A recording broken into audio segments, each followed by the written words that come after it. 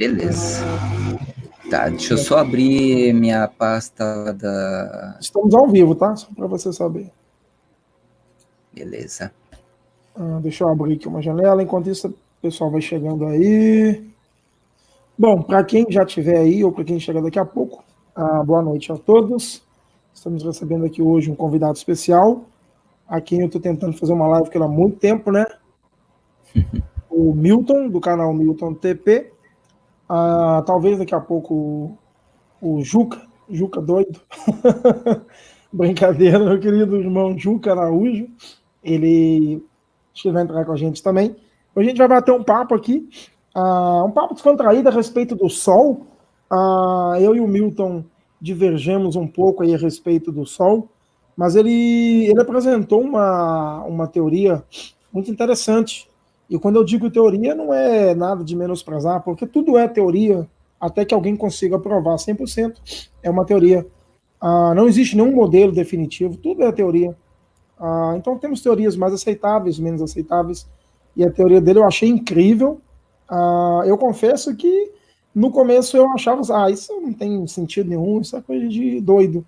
Mas quando você vê as explicações e você analisa os fatos, realmente tem sentido, tem coerência, e é muito interessante. Então, vamos falar um pouco aí hoje sobre o Sol, e é um assunto que eu sempre gostei, o Sol é fascinante, né? Tanto que as culturas sempre o adoravam, não é nosso caso, mas admirá-lo é permitido, pois ele é uma obra do Criador, né? Então, Milton, dá uma boa noite para o pessoal aí, fica à vontade. Boa noite, amigos.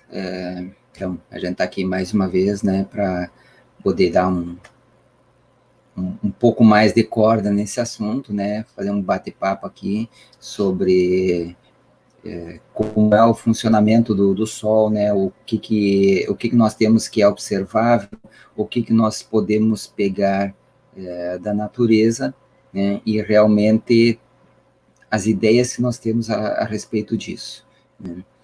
Então, beleza, né, sempre tem boas coisas para acrescentar também, né, e com certeza que o bate-papo vai ser interessante, né, como sempre. Isso aí. Então, Milton, se você quiser falar alguma coisa antes, ou se quiser falar até mesmo já sobre o Sol, o que te fez levar esse questionamento, o que te deu esse interesse em...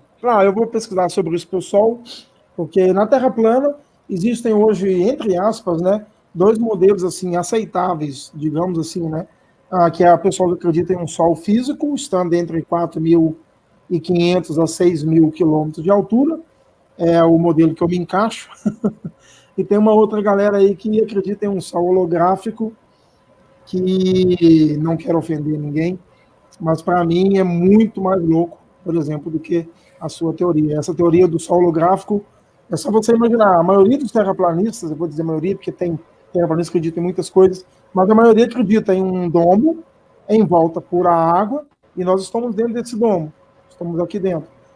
Segundo eles não sabem explicar onde está o Sol, mas o Sol está fora dessa cúpula, então eu queria entender como que um Sol está dentro da água, ele consegue jogar uma luz dentro desse domo, e essa luz desse domo cria um monte de solzinhos, um sol em cada lugar, porque, segundo eles, a cada lugar que você está, você não vê o sol, você vê esse ponto que é projetado desse sol que está lá na água, sabe Deus aonde está esse sol aí. E você pega um telescópio, você pega um Nikon, e você filma o sol com detalhes. Eu, por exemplo, não filmei o sol ainda, porque eu não tenho filtro, mas eu tenho, modéstia à parte, um bom telescópio, e eu já observo a Lua há bastante tempo.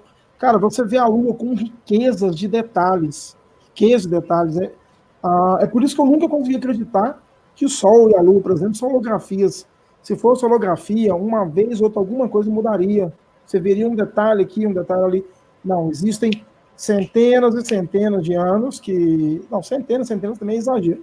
Estamos há dezenas de anos aí observando a Lua com qualidade, fotos, e não mudou nada.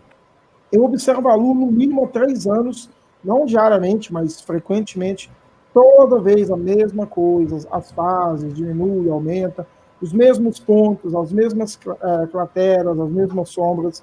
Não é uma projeção, é algo que está ali. Eu até falei para todo mundo que acredita que a Lua é uma holografia, eu perguntei, vocês observaram ela vocês mesmos ou só dizem que vocês escutam? Não teve um até agora que eu conheci que falou, não, eu olhei num telescópio, eu olhei numa câmera. Não, ouviram dizer, porque quando você olha, realmente você fala, não, não faz sentido. A Lua está ali, ela é física.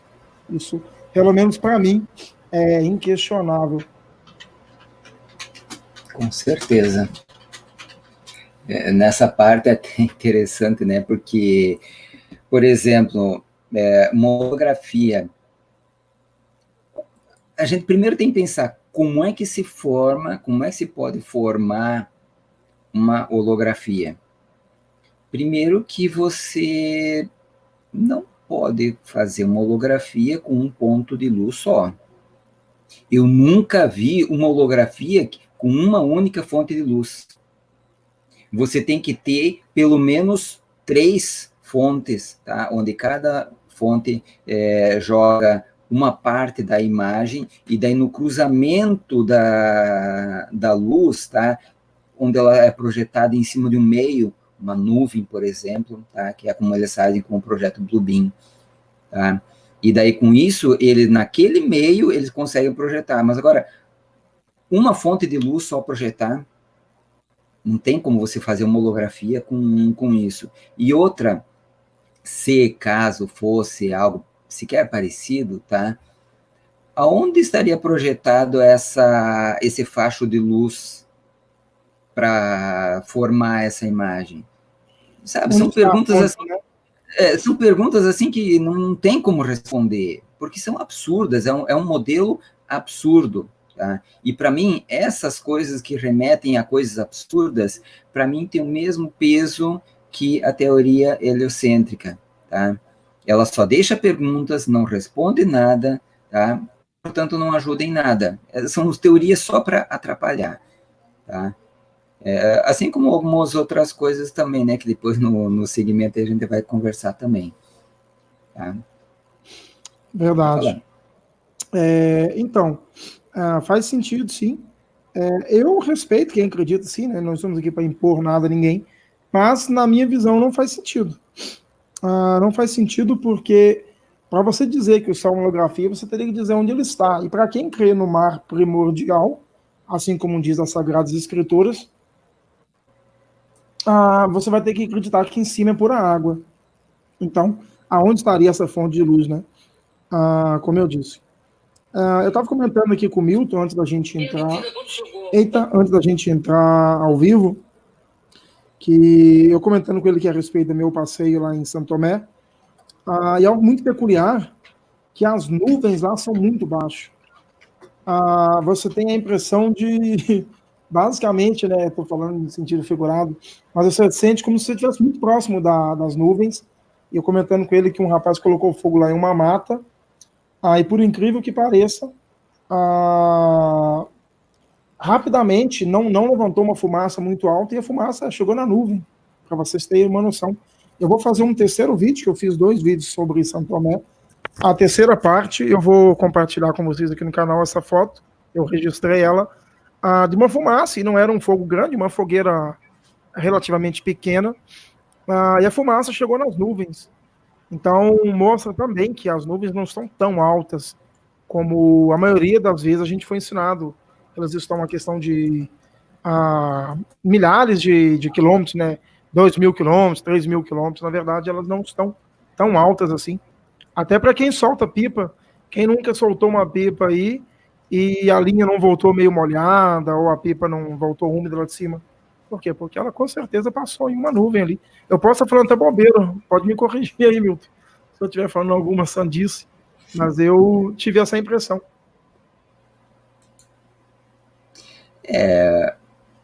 Essa parte das nuvens, né? Eu sempre gostei tanto dessa parte das nuvens como também do sol, né? E até já começando a dar umas coisas assim bem mais impactantes, né? Uma das coisas que sempre achei interessante, me chamava muito a atenção, né, é, por exemplo, a questão do Japão, né? Por que chamam o Japão de a terra do sol nascente? Aí outros já vêm logo com umas ideias, não, espera aí, não tem nada a ver com o sol, não, tá? É que do lado que vem acho que da China, ou sei lá da onde, né? Eles sempre, quando queriam se referir a eles, né? Eles diziam, ah, não, o Japão é lá o país de lá de onde vem o sol, né? Então, sinceramente, eu nunca caí muito nessa ideia, né? Da origem desse nome. E aí, vendo vários vídeos, né? Porque eu procuro assistir tudo que tipo de vídeo que eu acho sobre o sol, né? E daí, já um bom tempo atrás, eu fui assistir um vídeo, ou eu tinha visto uma foto primeiro, acho que uma foto que eu vi antes. Eu vi uma foto, daí eu fui atrás do vídeo, sobre o nascer do sol no Monte Fuji. Cara, eu achei muito interessante aquilo ali, porque o Monte Fuji, ele tem, acho que 3.400 metros, se não me falha a memória, algo assim. Ou seja, ele não é muito alto, não. E, no entanto, as pessoas, elas, eu não sei qual é a época melhor para que eles fazem isso, né? Mas quando lá, é óbvio, né, que quando não é inverno, né? Porque no inverno lá é mais de metro de neve, né? Mas aí eles tem muita expedição lá para subir no Monte Fuji, lá para observar todo o vulcão, né? E toda a área ao redor ali, né? Mas tem uma coisa especial que eles fazem nisso ali, sabe o quê? Eles sobem todo o monte, eles passam, vão ficando em várias partes ali, né? Até que eles consigam chegar no cume do monte antes do amanhecer. Ou seja, eles passam praticamente a noite toda caminhando ali. Tá? Para que isso? Para ver o nascer do sol de cima do Monte Fuji. Se tu pesquisar aí, Cláudio, tu vai ver meio rapidinho algumas imagens a respeito disso, né? Hoje já está um pouquinho mais complicado. Há tempos atrás, quando eu pesquisei, era bem rapidinho, bem fácil de achar essas imagens. Hoje eles já estão colocando outras imagens na frente, né? Que você tem que procurar bem mais para conseguir achar o que realmente você quer, né? Mas aí eles vão lá em cima, daí eles filmam, tiram fotos e tudo mais, e quando está nublado, tá? Ou seja, quando tem muitas nuvens, se forma aquele paredão não, aquele teto de nuvens, né? E eles estão acima dessas nuvens.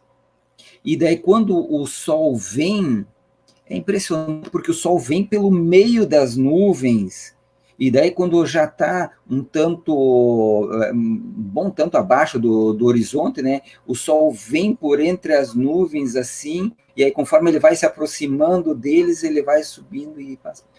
Cara, é uma imagem fantástica, né? Aí eu me pergunto, mas como que acontece isso? Não sei, não faço ideia.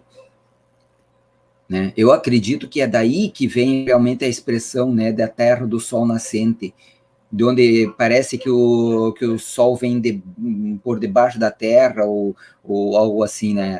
Essa mais ou menos é a impressão que se tem vendo essas imagens lá de cima, né? Não sei se tem alguma coisa em especial, muito especial naquele lugar que faça o sol descer tanto, eu não sei. Mas é fato, acontece, tem os vídeos, tem as imagens, né? Então é muito intrigante, né? E muito interessante. E isso me chamou a atenção para outras coisas, né? Pode falar. O Oriente, né, em si inteiro ali é muito misterioso e é uma terra onde o sol realmente é diferente. Até o templo, né, o Beit HaMikdash, conhecido como o templo lá de Salomão, que não é de Salomão, aonde ele foi construído tem referência também com o sol. Muita gente que estuda as escrituras, há alguns salmos que falam, por exemplo, que a gente deve orar virado para Jerusalém, para Jerusalém. Você vai perguntar, como é que eu vou saber onde é que fica Jerusalém? É só você saber onde o sol nasce. Jerusalém está ao nascer do sol. Em qualquer lugar do mundo que você estiver, se você ficar de frente para o sol, ali é onde está Jerusalém, a terra a majestosa Jerusalém. Apenas uma curiosidade. É interessante. Eu não consigo entender como é que isso poderia funcionar, né? Mas para isso o Sol teria que ser fixo, né? Mas não sei. Na verdade, o Sol ele tem o seu movimento, né?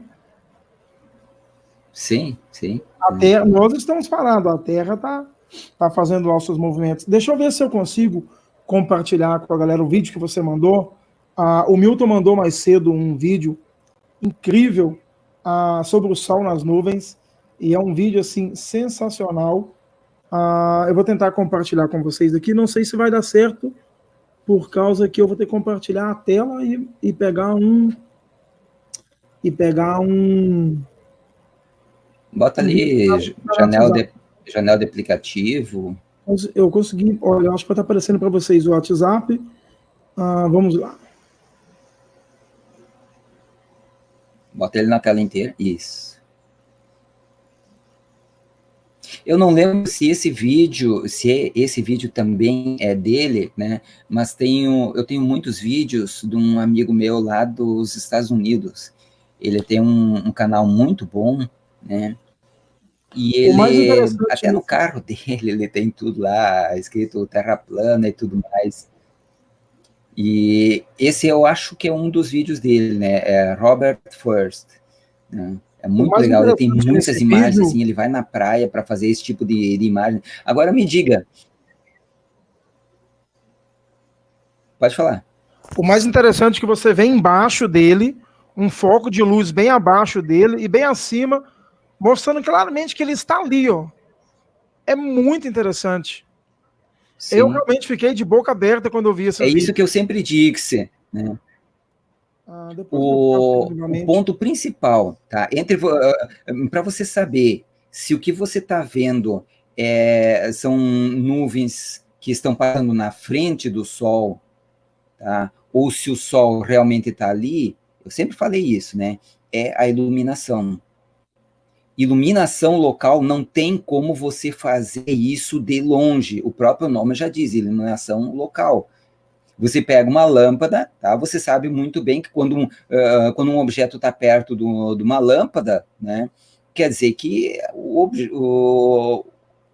a lâmpada está iluminando mais forte aquele lado do objeto. É assim que você determina até a distância.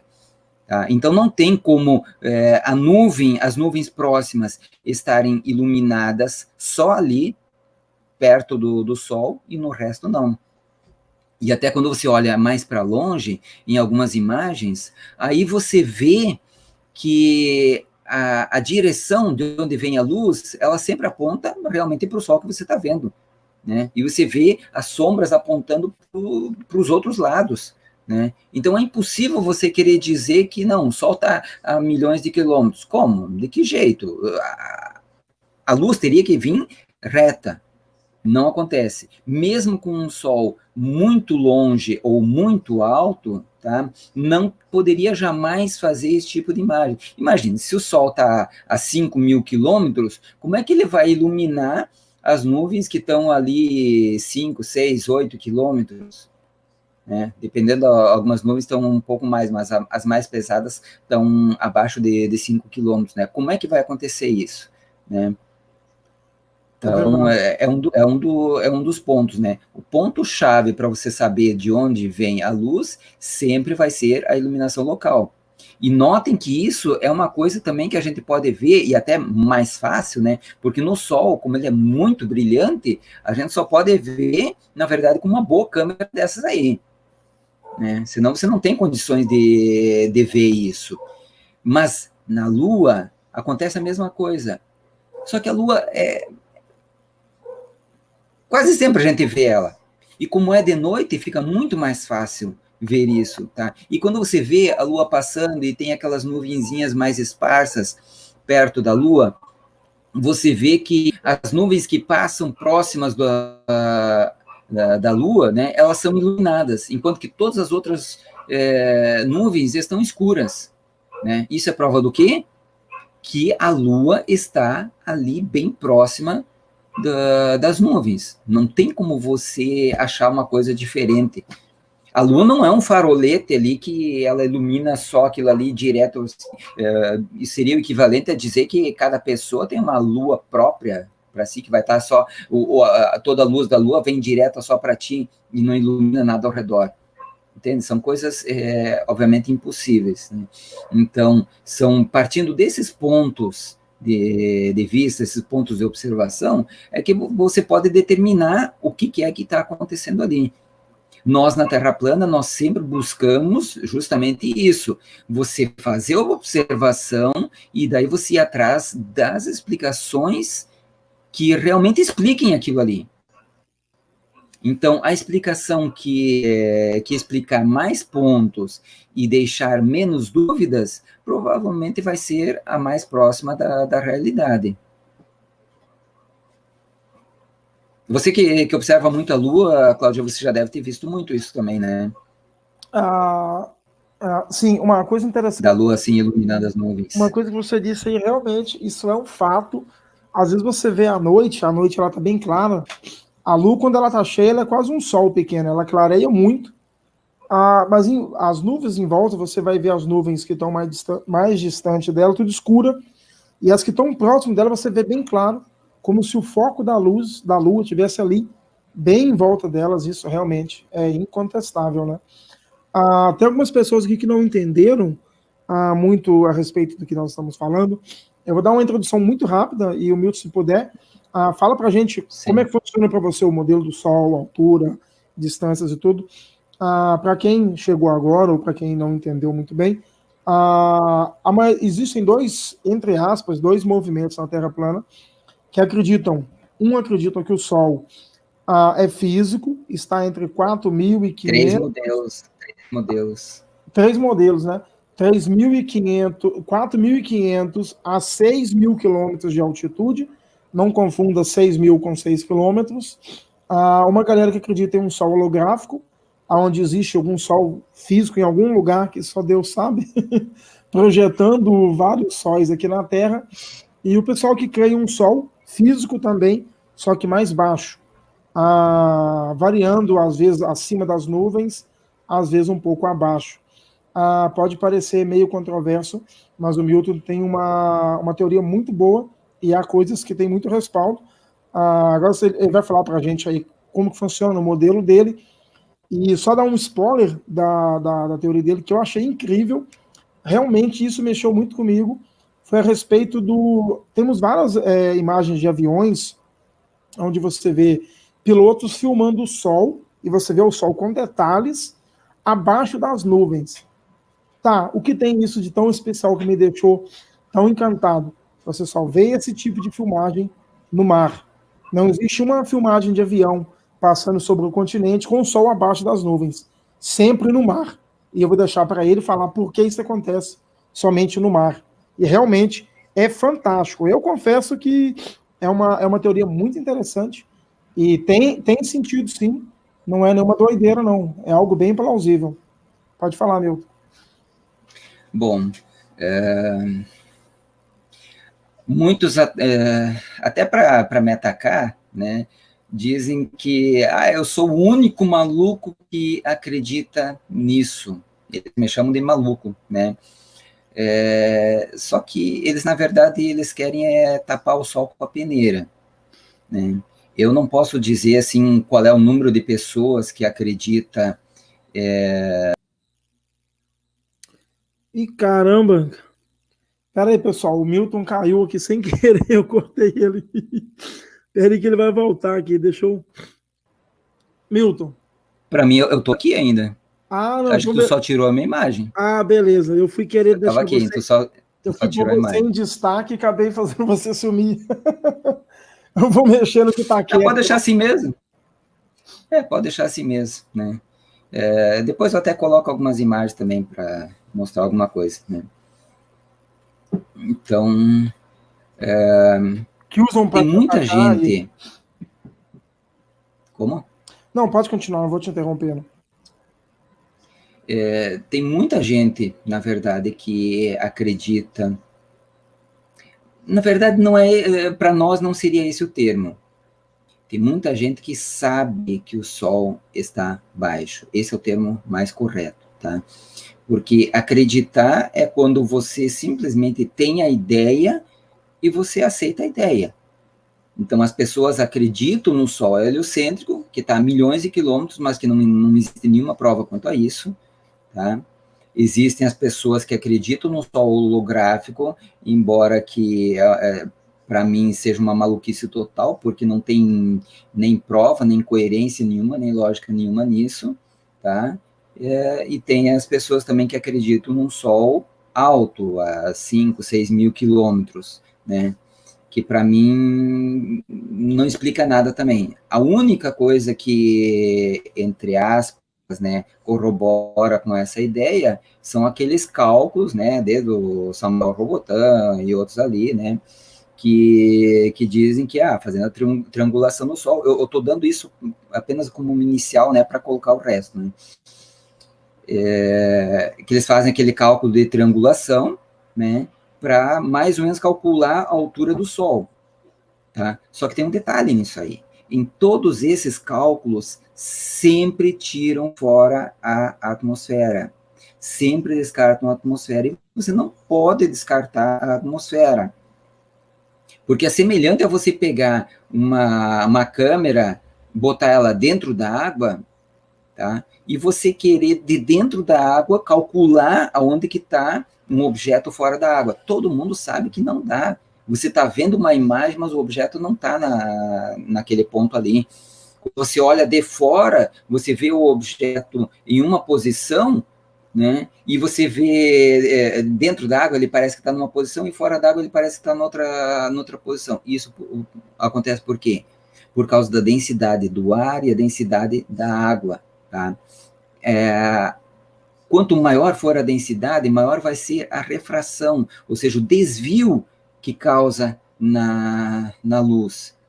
Por isso que até que muitos nesse ponto dizem acertadamente, né, que nós temos o Sol real, né, o Sol físico, e o Sol aparente.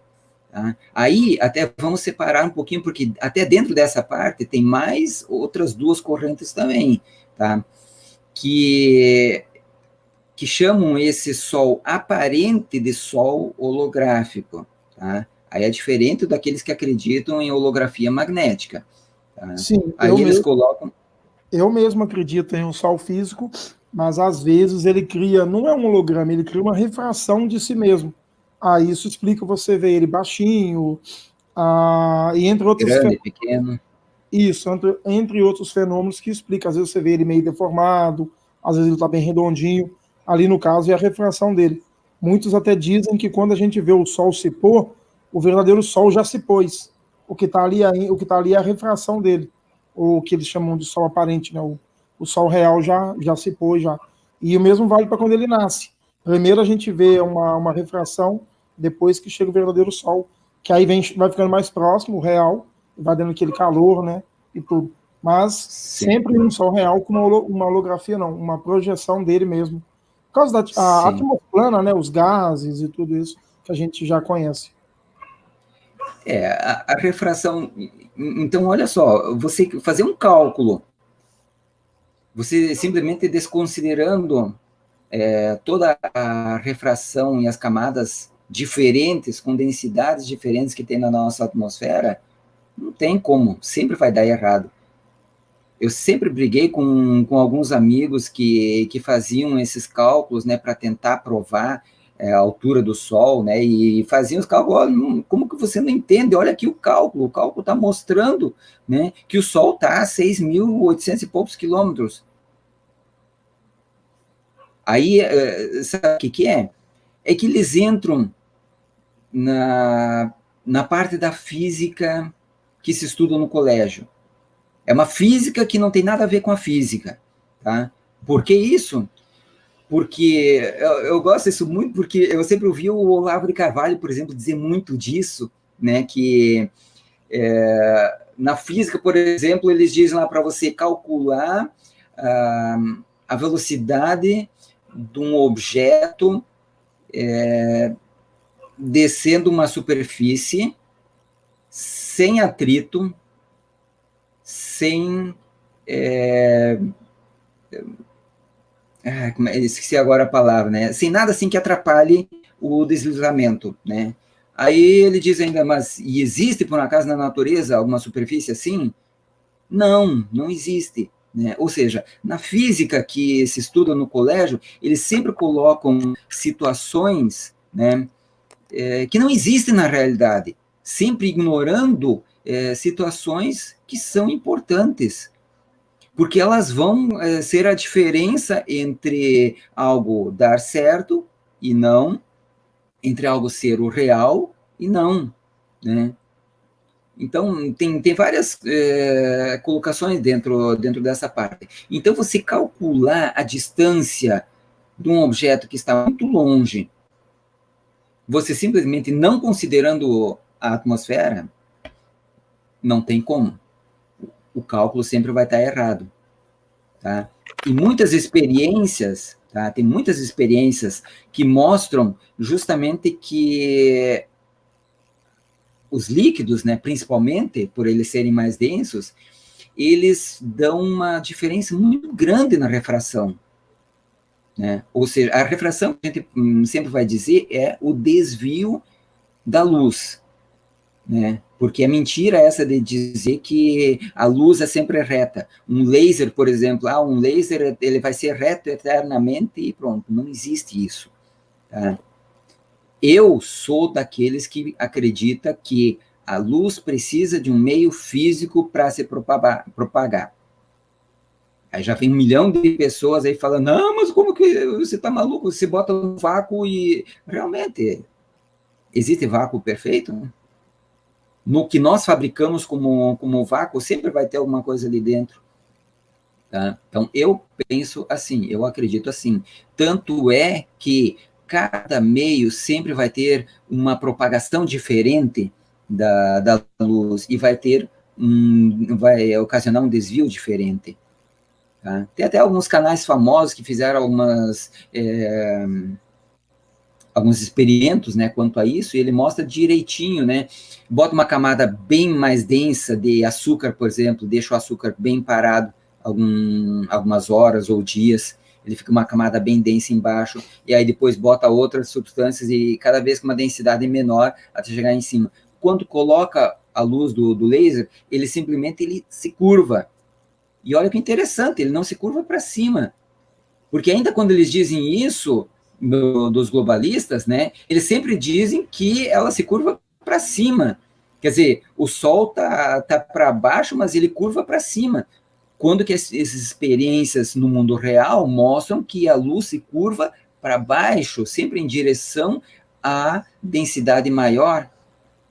Tá? E isso nunca é entrado nos cálculos, por exemplo. Então, isso é uma das coisas. Tá? Ou seja, o Sol ele está, digamos assim, aqui, tá? Ou seja, baixo, mas como ele se curva aqui, quando você calcula aqui embaixo, você vê que ele dá um ângulo aqui, tá?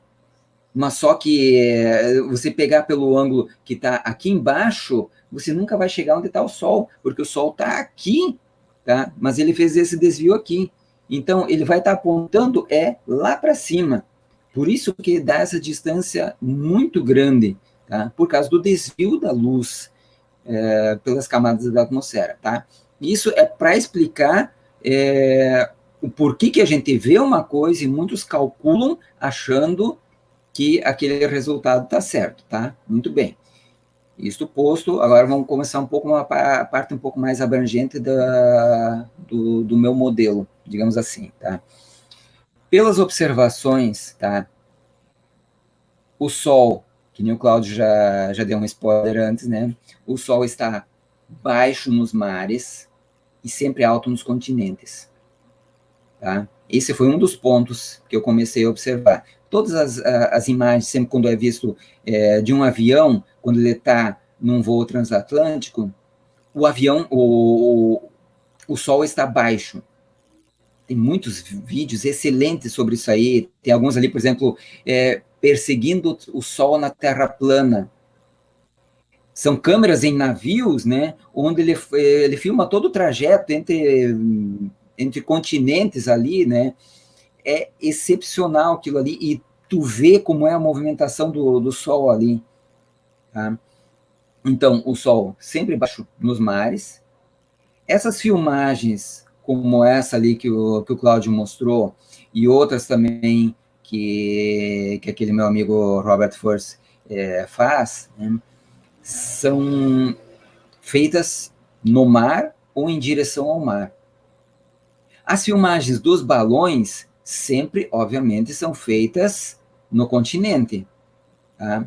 A maioria dessas filmagens, eles fazem, principalmente os balões maiores, né, que vão a maiores alturas, né, ou até nos foguetes também, aqueles foguetes particulares, né, que eles lançaram também, são lançados em zonas áridas, zonas desérticas, né, ou seja, mais no meio do continente aí. Chegou nosso amigo Juca, né? Beleza, deixa eu terminar minha explicação aqui, Juca, aí depois tu segue falando aí também, tá? Então, quando a gente vê essas imagens dos balões, né, você sempre vê que o Sol está acima das nuvens. Em muitas imagens, o Sol está mais ou menos na altura das nuvens, ou um pouco mais alto, mas pela visão que se tem do Sol, ele não está assim, lá em cima, que do Sol tem que olhar para cima. A gente sabe que um balão, ele chega até 40 quilômetros, né, mais ou menos por aí, alguns um pouco mais alto, entre 40 e 50 quilômetros, e não passa disso. Tá? Então, como que, por exemplo, uma das coisas, né, como que você vai explicar que tá ali um balão ou um foguete a essa altura? Os foguetes, eu vi, eles chegam no máximo 120, 140 quilômetros. O máximo que eu vi de um foguete chegar foi a 180 e poucos quilômetros de altura. Tá? E ainda assim, a imagem do Sol nunca é assim que tem que olhar direto para cima. Né? Porque a diferença entre 50 quilômetros, por exemplo, para 5 mil quilômetros, são apenas 4.950 quilômetros. Entende? Ou seja, não mudaria nada a perspectiva de visão que a gente tem aqui da Terra com a perspectiva que se teria de um balão ou de um foguete. E na prática a gente vê que não é assim. No balão você vê que ele está mais ou menos à altura do balão, né? E no avião, quando ele está cruzando o mar, você vê que ele está na altura das nuvens. Muitas das vezes abaixo da altura das nuvens, tá?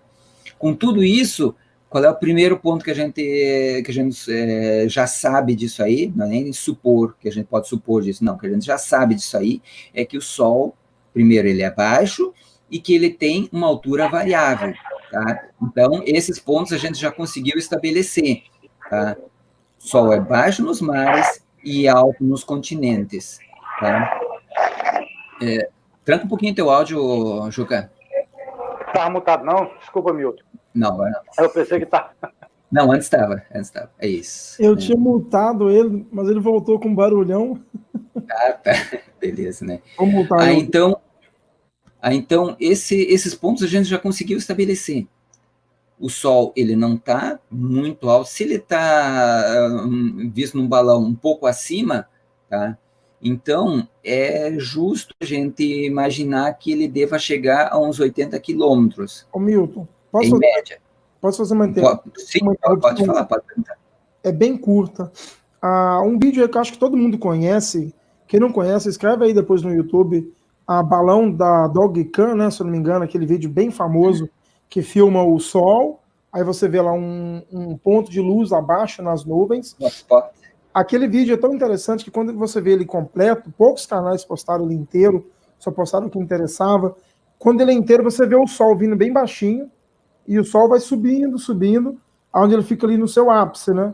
E ali que o vídeo de quase todo mundo é pausado naquela parte. Mas realmente você vê que o Sol ele vem baixo, vai subindo, depois ele chega àquela altura. A gente depois não sabe se ele vai abaixar, porque o vídeo não termina, não, acaba ali, o balão explode, ele cai. Mas você vê realmente que o Sol não apresenta estar tão longe do balão em questão de altura ou de distância. Realmente é algo incrível. Realmente condiz com o que você está dizendo. E outro ponto também que, como se disse ali, nessas imagens de balão, tá? Você vê ali, como você falou, o hotspot, tá? Que é o ponto quente, o ponto de foco, tá? Ou seja, o Sol está aqui e na Terra ali você vê uma imagem muito brilhante do Sol. Então, isso já prova também que o Sol está perto ali, porque não tem como iluminar mais, que nem a iluminação local das nuvens que a gente já falou antes, né? Então, quando você tem aquele ponto muito mais iluminado, né, você sabe que ele está diretamente ali em cima. Quem nunca falou assim, né, nossa, mas hoje está tão quente assim que parece que o Sol está em cima das nossas cabeças, né? Literalmente ele está, nessa hora ele está ali bem perto, em algumas situações eu acredito que a pressão atmosférica baixe tanto, né, que o Sol acabe baixando mais, né, e com isso fica muito mais quente, né, para nós, tá? Essa é uma das outras questões, né? Tá? Aí, aliando com isso, então a gente já sabe, né, que o Sol é baixo, tá? Nunca foi visto realmente muito acima disso, e que ele tem a altura variável. Muito bem. Como é que funciona isso? Tá? O Sol, ele flutua, tá? Basicamente por densidade. É assim que eu acredito dentro de tudo que eu já estudei até hoje. Tá? E até informações também que vários amigos também já passaram, que a gente já conversou sobre isso, tá? Então, o Sol, ele flutua basicamente por densidade. Olha só, a maioria das pessoas acreditam que o Sol, ele flutua por magnetismo. Eu não concordo com essa parte. O caminho do Sol, sim, é um caminho magnético, tá? Ele faz o caminho dele através do campo magnético. Da mesma forma que o firmamento gira, né, ou seja, as estrelas todas giram, você pode ver que o Sol faz o mesmo movimento também. O mesmo movimento das estrelas é o movimento que o Sol faz também. Tá? E então, o básico dele é a densidade. Então, o que acontece? O Sol, ele recebe energia do domo. Esse firmamento todo se movimentando ao redor do nosso domo, tá? Eu acredito que nós temos um domo físico, tá? Mais próximo de nós, tá? Alguns acreditam que esse não seria um domo físico, mas sim apenas uma camada de energia, mas eu discordo porque não tem como você formar uma camada de energia se não tem algo físico que faça essa camada. Não tem como, no nada, você simplesmente fazer uma barreira energética aqui no meio, né? Então, por isso eu acredito que é uma barreira física, sim, né? Então, da mesma forma que você pega uma lã, por exemplo, e você faz atrito numa barra de vidro, por exemplo, o vidro, ele fica eletricamente carregado. Ele atrai pedaços de papel e outras coisas assim, né? Então, a mesma coisa funciona também com o domo, tá? E essa energia do domo é uma energia que desce e ela descarrega pela Terra, tá? Pela Terra e pelos mares também, obviamente, né? Só que a Terra é um bom condutor de eletricidade, de energia, tá? Por isso que se diz em tudo, né, em todas as redes elétricas, que elas são aterradas, tá? Para que todo esse excesso de energia ele vá em direção à Terra, tá? O mar, ele é um bom condutor quando tem sal. Os mares, a gente sabe que tem sal. Então, ele é um melhor condutor, mas ainda assim, bem menos do que a Terra. Só que, enquanto que a Terra, ela tem uma propriedade, o mar, a água tem outra. A água, por exemplo, ela é diamagnética. Ou seja, ela repele campos magnéticos, tá? E a água com sal, ela repele bem mais do que a terra, tá? Posso fazer Só que tem uma coisa... Hã? Fazer um comentário rápido. Um canal que eu gosto muito, sou muito fã, o canal das Trevas para a Luz, fez um vídeo muito bom, mostrando que o domo realmente ele é um grande gerador magnético, através do girando, a água do mar e tudo, que gera toda a energia, toda a estática da Terra. E ele não fala por falar, ele mostra experimentos, e realmente o domo é um gerador de energia. A Lúcia, né, perguntou se o domo é de gelo. Olha, eu não vou interromper o Milton aqui, não. Eu não creio. Não dá Depois para eu falo. não Depois eu dá, falo dessa. beleza, não dá para afirmar, né, de que é. Eu acredito que existe um domo físico e um domo também magnético, digamos assim.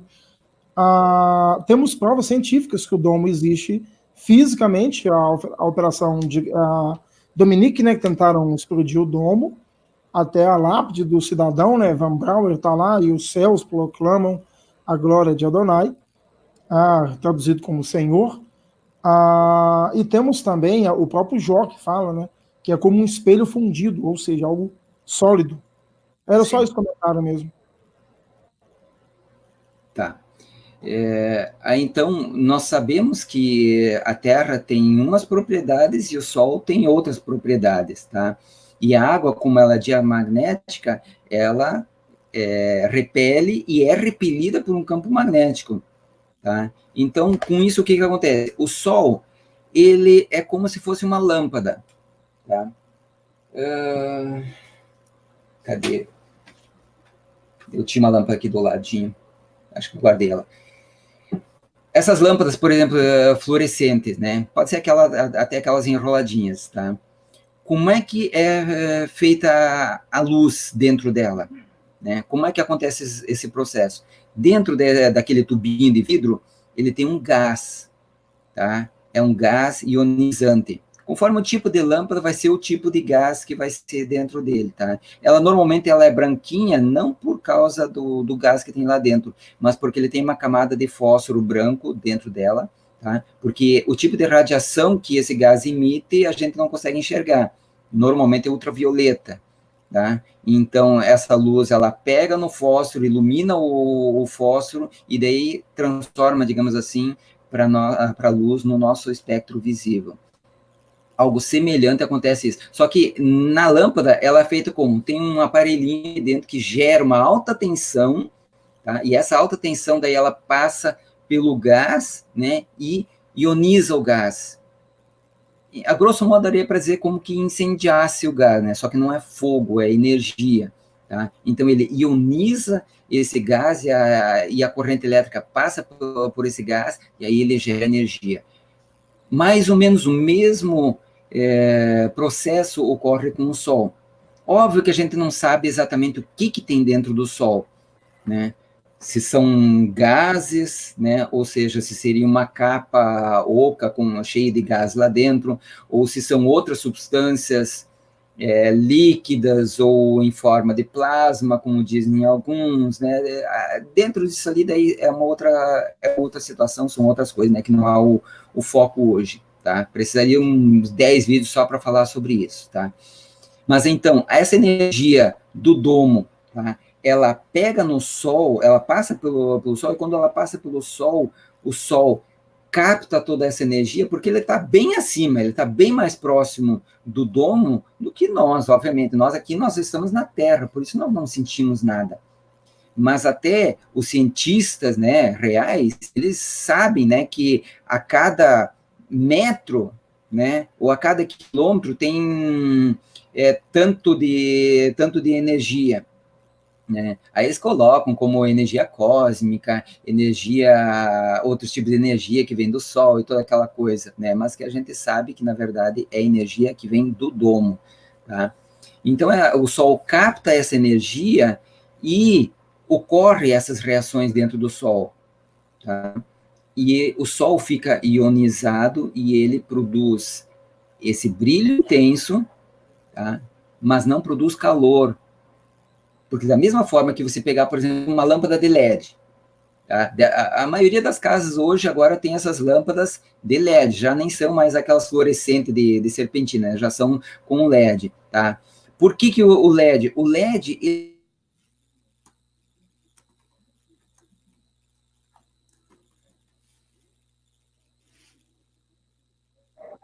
Cláudio?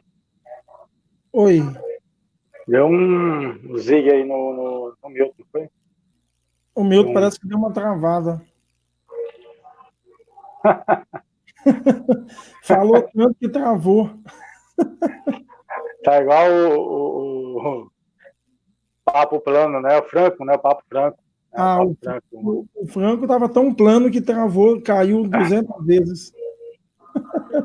Pois é. Tinha uma pergunta interessante de uma menina aí. Ela perguntava o que é que é a melhor coisa para comprovar a Terra plana, né? Assim, o que tu acha? A gente responde essa enquanto o Milton volta? Sim, eu vou dar minha opinião que é bem rápida. A planicidade das águas. A água vai ser plana, independente do que for. Nada consegue provar a água fazendo curva. Isso é na minha opinião. Show. Agora eu posso discordar? Pode, claro. Eu começo logo assim. Deixa eu explicar aqui. A pergunta aqui é enquanto o Milton não volta.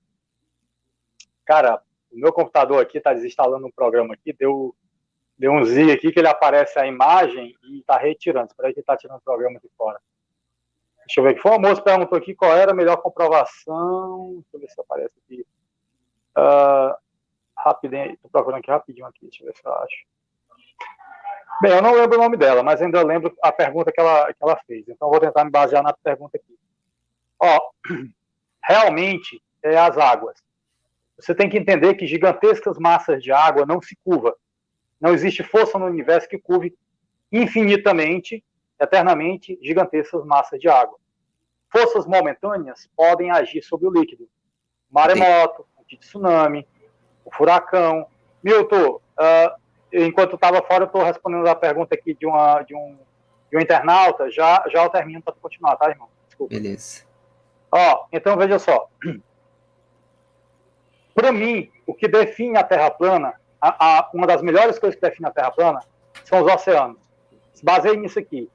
O Oceano Pacífico é o oceano mais alto, o Índico é o intermediário, o Atlântico mais baixo. O canto natural mais baixo do mundo é o Mar Morto.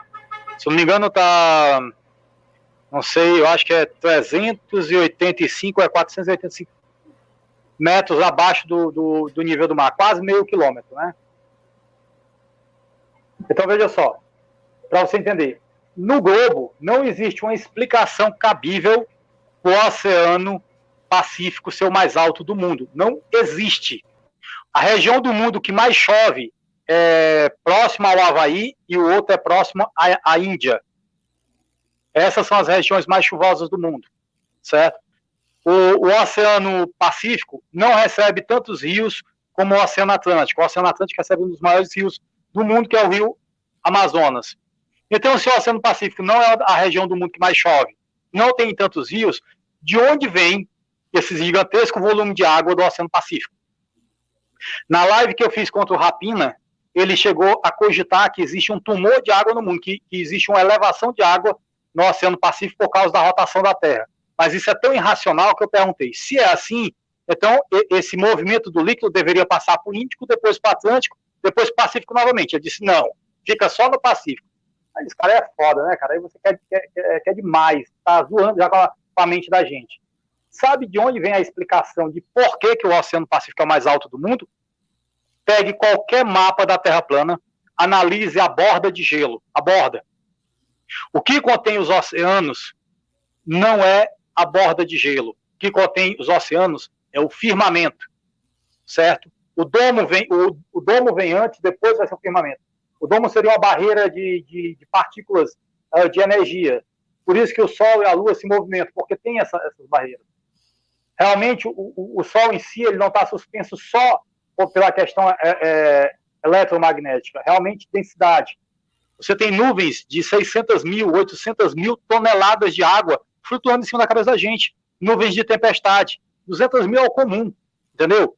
Eu não acredito que o Sol pese mais de 600 mil, 800 mil toneladas, sendo que ele tem grande probabilidade de Sol ser oco, ser só uma casca. Dentro a gente não sabe o que tem, mas a gente pressupõe que pode ser gases com partículas sendo aceleradas e ionizadas. Algumas pessoas relatam que há grande possibilidade de de feder a enxofre, mas isso aí é relato. Então, voltando aqui ao foco. Então, para mim, o que define a Terra plana é justamente o Oceano Pacífico, porque o que enche o Oceano Pacífico é os rios da borda de gelo. A borda de gelo, ela durante 6 meses do ano, ela descongela e corre rios gigantescos, tão grande quanto o rio Amazonas, em cima da borda de gelo, e cai no Oceano Pacífico. Então, o Oceano Pacífico é o oceano que mais recebe água da borda de gelo. Por isso, ele é o oceano mais alto do mundo. Ele tem um nível mais alto. Não é que ele está curvado, ele tem um nível mais alto e depois ele tem um pequeno... É um declive extremamente acentuado para o Índico, depois do Índico, um declive extremamente acentuado para o Atlântico. Onde o declive não é tão acentuado é justamente debaixo do Chile, entre o Chile e a Península da Antártida, a vazão de água do Pacífico para o Atlântico, e as correntezas são enormes. E o Canal do Panamá também prova a Terra plana. O Canal do Panamá não pode ser construído direto, porque você teria tsunamis de 8 metros de altura correndo diretamente do Pacífico para o Atlântico. Então, o país Panamá deixaria de existir. Então, você tem um lago artificial em nível, e você tem 2 comportas, se não estou equivocado, do lado do Oceano Atlântico, e uma comporta para fazer o desnível do lado do Oceano Pacífico. Isso aí, são várias comportas, mas eu digo assim, a questão de descer o navio, parece que é só uma comporta do lado do Oceano Pacífico. Eu sei que tem mais comportas do lado do Atlântico, porque é mais baixo. A altura das marés no Atlântico, ali no nível do Canal do Panamá, 45 centímetros. No Canal do Panamá, do lado do Pacífico, de 6 a 8 metros de maré. Isso é inexplicável, não existe uma probabilidade de explicar como a Lua faria isso num modelo heliocêntrico. Então, saiba, os oceanos comprovam a Terra plana, porque o que mantém o nível dos oceanos não são os rios, eles ajudam, mas sim, é a borda de gelo, ok? Valeu, galera. Tá contigo, Milton. Eu tô cego aqui, que eu não tô vendo aqui a galera, mas eu vou tentar abrir. Deixa só, o Milton. Pode falar, pode continuar. Eu só quero pedir o Juca que mande um abraço aí para o maior terraplanista de todos os tempos, nosso querido irmão amado, o Daniel Buriol. Ele estava esperando você chegar, manda um abraço para ele aí. E aí o Milton pode continuar. Ô, Daniel Buriol, um beijo do gordo, ó. Meu lindo, um abraço aí. Abraço com gás por trás. Nossa, meu irmão planista. O pessoal sempre disse que o Buriol era o globalista mais querido pelos terraplanistas, e como os globaloides até sempre gostaram de mim, então eu sempre gostei também deles. Amanhã vai ter gente falando na live que eu sou globalista. São nossos irmãos, né, cara? São nossos irmãos, né? Não vamos sair do foco. Pode continuar, Milton. Tá. Bom, eu estava falando, então, a respeito da energia do Sol, né? Então, assim, eu estava explicando sobre as luzes, né? É que muitos falam, né, que, mas como que poderia, assim, o Sol fazer toda essa luz, assim, quem é que poderia chegar perto dele, né, porque seria muito quente, não sei, como é que não queima o oxigênio, como é que não queima as nuvens que estão perto dele e tudo mais, né, é que as pessoas estão com a mentalidade globalista, heliocentrista na cabeça, na mente, tá? O nosso Sol real, ele não tem nada a ver com o Sol heliocêntrico, tá? O Sol heliocêntrico, eles dizem, né, que são não sei quantos milhões de graus, né? Aí depois já baixaram para 5, 8 mil milhões, e depois baixaram para 5, 6 mil graus na superfície, quer dizer, sempre coisas diferentes, né? A última vez que eu ouvi eram, acho que 100 e tantas mil explosões nucleares por segundo. Fala sério, né? Misericórdia. Quantos milhões de vezes que eles já foram lá no Sol para saber? Não tem como, né? Entende? São coisas sempre assim, né? Então, a ideia do Sol sempre está relacionada a calor, porque o que nós sentimos aqui é calor, né? Tudo bem, é uma coisa que a gente sente. Agora, como é que funciona o sol, nosso Sol real? Tá? Fazendo uma comparação com essas lâmpadas, essas luzes de LED, tá? O que é uma lâmpada de LED? O que é uma luzinha dessa de LED? Ele é um pequeno filamento de silício, tá? Ele é muito pequenininho e ele está num material semicondutor. O próprio silício é um material semicondutor, tá? Mas ele é disposto de tal forma de que quando passa a corrente elétrica ali, tá? Ele gera luz, tá? Só que é uma luz fria. E é uma luz assim que a quantidade de luz que ele emite é muito maior do que a energia elétrica que ele consome. Então, um LED, mesmo sendo muito potente em termos de quantidade de luz que ele gera, ele consome muito pouco de energia. Tá? Por isso que as lâmpadas da nossa casa hoje, que nem a minha lâmpada aqui, é uma lâmpada LED também. Né? Deixa eu até ver uma aqui. Ó. Enquanto o Milton vai ver ali a lâmpada, um amigo perguntou aqui se o sol é quente. É nesse ponto que eu vou chegar, né? A prova que temos que o sol é frio, que quanto mais subimos, mais frio fica. Você pode ver os lugares mais altos do mundo, por exemplo, o Monte Everest é frio. Se o sol fosse quente, teoricamente teríamos que estar mais quente. E cidades altas são mais frias. Por exemplo, eu estou em Minas Gerais e eu moro numa cidade fria, chega abaixo de 0. Por quê? Porque é uma cidade alta. A minha cidade está a mais de 1.000 metros de altitude. Quanto mais perto do sol, mais frio. No modelo do globo, teria que ser o contrário, teria que ser mais quente. Sim. Então, essas lâmpadas aqui, claro que hoje eles colocaram... Isso aqui, na verdade, são várias lâmpadas de LED que tem aqui dentro. Tá? Só que ele não vê por causa desse bulbo de vidro aqui. Tá? Mas o princípio de funcionamento é o mesmo. Tá? Ninguém está dizendo que o sol é um LED, por favor, né? O triste é que a gente tem que falar essas coisas assim, porque tem crianças que ficam assistindo e depois ficam mudando as palavras, né? O sol é óbvio que não é um LED, né? Por favor, mas a gente tem que comparar com alguma coisa que a gente conhece fisicamente, tá? Então, um LED, ele produz uma intensidade luminosa muito grande, consome pouca energia, e é uma luz fria. Numa lâmpada daquelas que a gente tinha antes de filamento,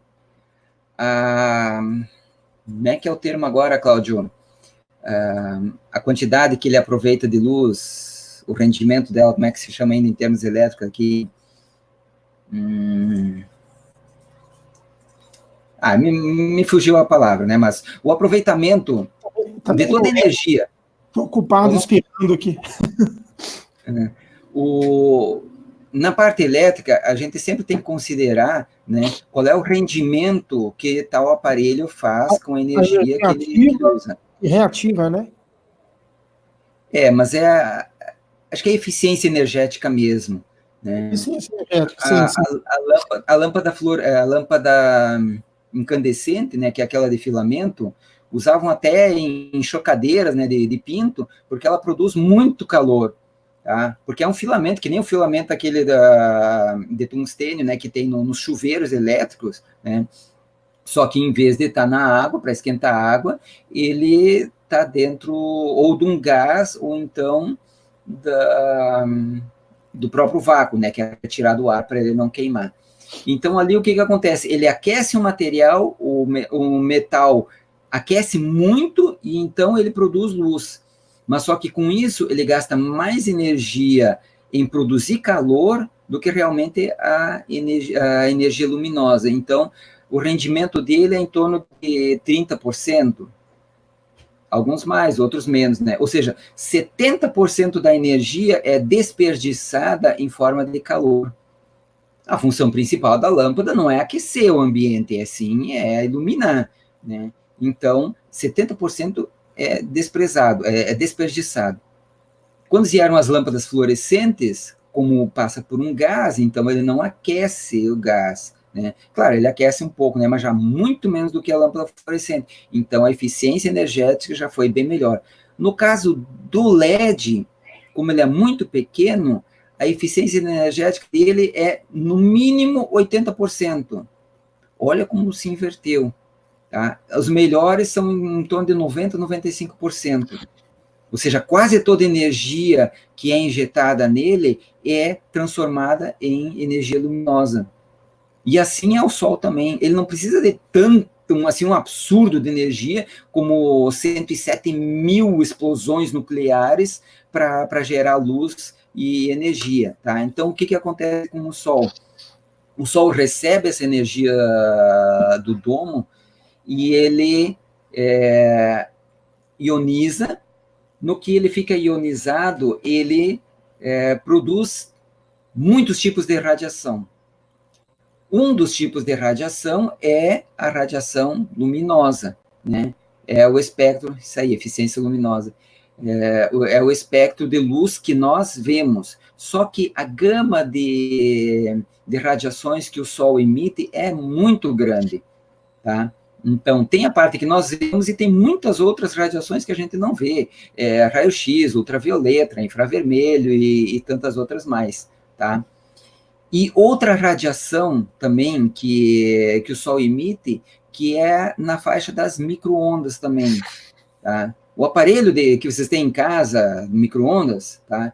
Ele foi inventado, ele foi idealizado estudando o Sol, estudando como que o Sol aquece os materiais sem ser por calor, tá? E se chegou aquilo ali, que na verdade é um material lá também que produz as micro-ondas, tá? E aquece o alimento. E olha só o que interessante, da mesma forma como no forno de micro-ondas ele aquece a água e aquece os alimentos, na verdade, porque ele aquece a água, né? Só que não aquece, por exemplo, o metal, onde ela está, não aquece porcelana, por exemplo, e outras coisas assim, ela simplesmente passa direto. A luz do Sol, essa radiação do Sol é a mesma coisa. Quando a gente coloca, né, o braço no Sol, a gente sente ele arder, né? No tempo que eu morei na Bahia, isso ficava bem mais evidenciado, né? Porque lá o Sol parece que arde bem mais, parece que ele é bem mais forte, né? Então, eu fiz esse teste algumas vezes, né? Eu estava na sombra, tranquilo, sem sentir calor nenhum, né? Uma temperatura agradável. Botava o braço no Sol, o braço queimava, né? Eu botava ele na sombra de novo, estava normal de novo, né? Isso é o quê? Isso é aquecimento por radiação, não é por calor. É diferente do que você estar perto de uma fogueira, onde você sente aquele calor. Aí entra a parte, por exemplo, que o Cláudio disse antes, né? Se fosse assim, se o Sol fosse uma fonte de calor, em vez de radiação, quanto mais alto, mais próximo a gente está do Sol, obrigatoriamente deveríamos sentir mais calor. E a gente sabe que não é assim. O espaço também, ele deveria de ser quente, e não absolutamente gelado, onde dizem que o vácuo, né, ele é o frio absoluto. Menos quantos? 273 graus? Não bem. Mais do que. Acho que é isso. Graus centígrados, né? Alguma coisa assim, sei lá. Ou 170, não lembro mais. Né? E é tudo bem ao contrário. Quanto mais alto, né? Na verdade, mais frio você está. Por que mais frio? Porque o ar está menos denso. Não tem muita coisa ali para aquecer. Então, o calor se dissipa rapidamente. Tá? Agora, a outra parte, muito bem, então já sabemos todas essas coisas assim, né? Então, já sabemos que o Sol limita essas radiações. Quando ele limita essas radiações, óbvio que ele também vai movimentar cargas elétricas dentro dele. Com isso, ele gera o quê? Ele gera um campo elétrico e campo magnético também. Tá? Isso que é muito interessante. Então, ele reage, tá? E ele é ligado ao campo magnético da Terra. Tá? Aí que vem uma parte interessante. Então, como o Sol flutua, né, nesses altos e baixos, conforme a densidade do lugar de onde ele está passando, então, quando ele está sobre o continente, ele está bem alto. Tá? Alto em relação a nós, porque para nós, a altura das nuvens, 10 quilômetros já é alto pra caramba. Tem que ser um avião bom para chegar a 10 quilômetros de altura. Os melhores aviões, os aviões espiões, eles chegam a 18 quilômetros. Olha, 18 quilômetros. Perto de 50, por exemplo, que chega um balão, é quase nada. Tá? Então, nós já sabemos que o Sol ele produz esse campo elétrico, esse campo magnético. Tá? Aí acontece o seguinte, esse campo elétrico e magnético, a gente pode reduzir um pouco de campo eletromagnético, né? Fica mais fácil de entender. Então, o Sol ele tem esse campo ao redor dele. Quando o Sol está sobre o continente, a Terra repele ele muito mais, então ele fica bem mais alto. Com isso, uma das coisas que acontece, o Sol não consegue interagir, o campo magnético dele, né, com as águas dos grandes lagos, dos rios, das represas, tá? Por isso que não existem marés nos lagos e nos rios. Olha só que interessante, tá? Mas, quando o Sol chega próximo dos mares, quanto mais próximo do mar ele vai chegando, menos terra tem ali, ou a terra vai descendo o nível dela cada vez mais, ele desce até chegar no mínimo que ele consegue por causa da densidade. Aí o próprio campo eletromagnético do Sol, a gente pode dizer assim, que ele repousa sobre as águas. E quando ele repousa sobre as águas, e ele tem o seu movimento definido dele, que ninguém tira esse movimento dele, o que ele faz?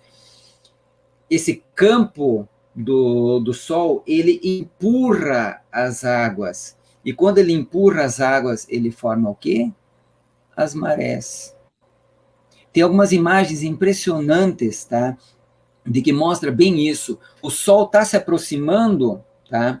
O mar vai subindo, tem a maré alta quando o Sol está em cima, né? A pino. Quando o Sol vai se afastando de novo, aí a água vai recuando. É claro que acontece a mesma coisa também com a Lua, né? Mas só que a Lua daí já, eu acredito que tem um poder menor magnético, né? Então o da Lua não faz tanto efeito assim, né? Então isso já explica outra das partes também. Por que nós temos marés nos mares? Por que não tem marés nos rios e lagos? Tá? Que é uma pergunta sempre que os globaloides perguntam, né? Mas se é assim, por que na Terra não tem as marés e na água tem, né? Esse é o ponto, né? Então, esse aí foi, assim, os pontos básicos, né? Eu me estendi bastante nisso ali, né? Mas, como eu sempre digo, eu prefiro explicar bem explicado do que fazer uma explicação rasa, né? Então, vamos fazendo as outras perguntas, daí a gente vai conversando a respeito disso. Eu queria dar um pequeno adendo sobre essa questão de marés para eles. Pode falar, eu sei que é um assunto que você gosta de falar. O Juco já falou muito, amanhã você fala, Juco. Então vai, Cláudio, manda ver. Tô brincando, pelo amor de Deus, fala aí pra gente. Brincadeira. Então, da última vez aqui, o pessoal falou que eu tinha falado muito rápido, então vou ser um pouco mais lento agora. Veja só. As marés, elas também dependem da composição química da água. Juca, por que tal região tem marés mais altas, outros não são tão altas? Isso tem a ver também com a composição química da água. Se você pegar a água 100% pura, que é extremamente difícil de conseguir, ela praticamente não tem reação com carga elétrica. Ela não é boa condutora e não tem reação. Mas só que a água dos oceanos, ela contém sal, certo? O sal interage com o campo eletromagnético e também é um condutor. Não é tão bom, mas é um condutor. Tem só sal? Não. Tem vários outros minerais, certo? Você tem pó de ferro microscópico, você tem pó de cobre, então você tem N produtos químicos, os esgotos também levam mais produtos químicos para as águas dos oceanos, você tem derramamento de petróleo, você junta todas essas coisas, tudo isso favorece a ter marés mais altas e mais baixas. Então veja só, a questão de certos cantos do mundo ter marés maiores também tem a ver com a composição da água. Eu acredito que naquela região ali da Europa, as marés já são bem significativas, porque os oceanos ali são extremamente poluídos. Então, quanto mais minerais, mais substâncias químicas você tiver na água diluída nela, lembrando que a água é um solvente universal, ela consegue dissolver qualquer coisa, ferro, plástico, matéria orgânica, qualquer coisa que você colocar na água, com o tempo ela vai dissolver. Aquela frasezinha, água mole e pedra dura, tanto bate até que fura, aquela é a coisa mais verdadeira do mundo, gente. A água, ela consegue. Por isso que ela tem que estar no nosso corpo, porque ela dilui, consegue transportar vitaminas, oxigênio no nosso sangue. E ela também é extremamente resistente a variações de temperatura ambiente e pressão de temperatura, e a pressão também. Por isso que nosso corpo é 75% de água. Por isso que a gente suporta essa pressão. A pressão atmosférica ela é muito grande. Só para você ter ideia, ela equivale a um Fusca em cima do teu dedo mindinho. Só para ter ideia, a pressão atmosférica. Mas a gente não sente isso, por quê? Porque nosso corpo é composto de água. Então, voltando à questão. Então, por que você não tem variações de maré na água que não é salgada? Não existe água doce, tá? Pelo amor de Deus, só se você botar açúcar. Então, estou logo avisando. A água ela é incolor, a água não tem cor, não tem cheiro e não tem sabor, beleza? Então, a água em si, se ela for 100% pura, ela nem tem, ela é de certa maneira, ela não teria tantos minerais diluídos nela, ok?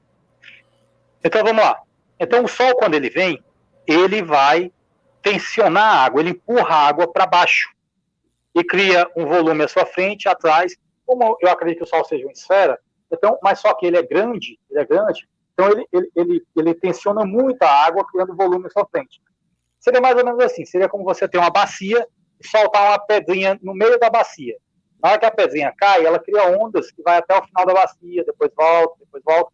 Então, mesmo que o Sol passe por uma região, você tem que entender que ele mexeu os líquidos. Então, a maré vai acontecer, mesmo que menor, mesmo o Sol não estando lá. Você tem uma maré maior quando o Sol está presente e depois você terá marés menor porque ele não está presente. Por quê? Porque ele afetou aquele líquido e o líquido vai ficar indo e voltando até ele se organizar e esperar a próxima passagem do Sol. Esse é um fator que muitas vezes a pessoa não leva em consideração e acha que as marés é assim, só acontece se o Sol estiver ali. Não. Se você baldeia um líquido, ele tem que se organizar. É a mesma coisa de ter um antitsunami. Um antitsunami, quando ela vem, ela entra no continente adentro, destruindo tudo. E leva um tempo para ela voltar, se organizar, depois vem de novo outras ondas, e vai indo até o oceano e o mar se organizar. Então, quando você for falar sobre maré na Terra plana, leve em consideração que quem causa é o Sol e a Lua, mas também é influenciado pela composição química da água. E os oceanos não têm composição química igual. Nem, só para ter ideia, o Oceano Pacífico, ele não contém tanto sal como o Oceano Atlântico. O Oceano Atlântico contém mais sal. É interessante que o Oceano Atlântico contém mais sal, então as marés deveriam ser mais altas no Oceano Atlântico. E por que as marés não são mais altas no Oceano Atlântico, já que ele contém mais sal? Porque o Oceano Pacífico é muito maior e o Sol decai tanto no Oceano Pacífico que força as marés do Pacífico a ser mais altas. E como o Oceano Atlântico é menor, e da África para a América do Sul, né, o Brasil, da África para o Brasil, o Sol dá um pulinho pouco ali, ele decai pouco. Então, ele mal decai, então ele não consegue fazer umas marés muito altas. É tanto que a maré no Oceano Atlântico é de 45 centímetros só. Mesmo o Oceano Atlântico tendo uma quantidade de sal muito maior, que deveria influenciar nas marés. Então, não é só a questão da composição química da água. Também tem que ver se o Sol decai muito ou pouco. No Oceano Pacífico, o Sol decai tanto. É a região mais baixa que o Sol atinge, é no Pacífico. Então, para mim, a grande maioria daquelas filmagens do Sol dentro da nuvem são obtidas ali no Pacífico, certo? Então, quando o Sol vai passar ali por cima da Austrália, ele está extremamente baixo. Quando ele chega na África, ele também está extremamente baixo.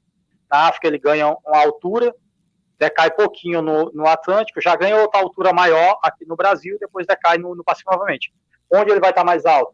Na Europa. Eu quero explicar uma coisa, gente, não é os continentes que faz o Sol subir, não é. Agora, o que faz, sim, o Sol decair é os oceanos, isso é um fato. Mas por quê? Vocês têm que entender o seguinte, as partículas saem da matéria.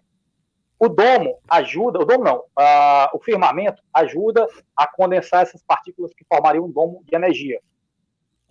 essas partículas, elas ajudam a movimentação do Sol. O Sol está suspenso lá também por densidade, mas é como se fosse um trilho que ajudasse o Sol a caminhar, o Sol caminhasse nesses trilhos de energia que tem ali em cima, seria o confinamento magnético dele. Então, essas energias ali em cima, elas é como se fosse um oceano. Tem regiões que são mais fortes, outras que são mais fracas, entendeu? Então, o Sol, ele anda em zonas de confinamento magnético.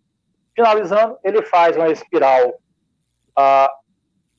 fechada do sul para o norte e uma espiral aberta do norte para o sul. Isso ele leva 1 ano para fazer essas espirais e ele faz com anelama, eu acho que essa é a pronúncia certa, deitado durante 1 ano.